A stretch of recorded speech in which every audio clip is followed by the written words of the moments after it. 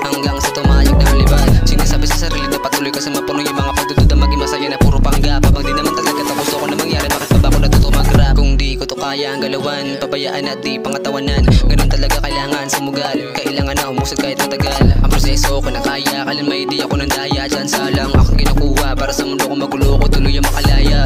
Bit ko sa kada sampa, di nila pangarap na di ko matansya. Di ko na alam ko paano ba obra kung mga plano kong ginugulo sa buong panahon. Akala naman mapatunayan na itong bata sa kalbay, di basta-basta. Pero kabila na pinakita ko lahat ay mas dumadami parang kumukontra. Lumakbay na sigurado sa ruta, kumayapan na merong gabay ni Buddha. Nagmasinbatan na meron ni Medusa, kung ang gamit na silbi ko sa data. Kaalaman na nabasa ko sa pluma, kailangan na mangarap at amasang masagan ang pamumuhay din na para sa iba pa ako lagi na umasa. Lumaking walang halong alinlangan, nang makilala pangalan ko sa game mas nakipagdikdikan sa larangan kahit siksikan. Dami di naniwala at pinangunahan, di nagpatinag sa isipan. Sinagad ng laro, alam ko na sa sarili ko na lang ang kalaban.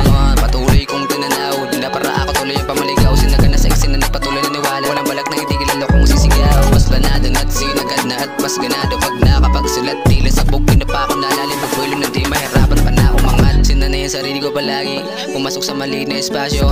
Masanay pangilin na madami, para kapag tinira din na bago.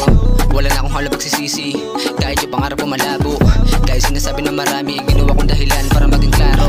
Kasama ko gang, mas ginanahan ako na sabik. Sa kada tatapak na sa entablado, walang imposibleng lahat ay mapapabilib. Lahat na sakit at sulit na sulit sa tuwing sinasabi nilang malupit. Habang mga inggit ay sabik na ngayon na sa akin ay makidikit. Bitch, di na paawat sa tinitaha ko tamang daan. Kahit madaming mali na gawin, di natinig sa panghusga ng ilan. Ano pa kayo kung di na to bago, di na ako ba na bimanig ng mga tanungan na magpapatuloy ba ba ako? Meron panalo na kaabang saunan.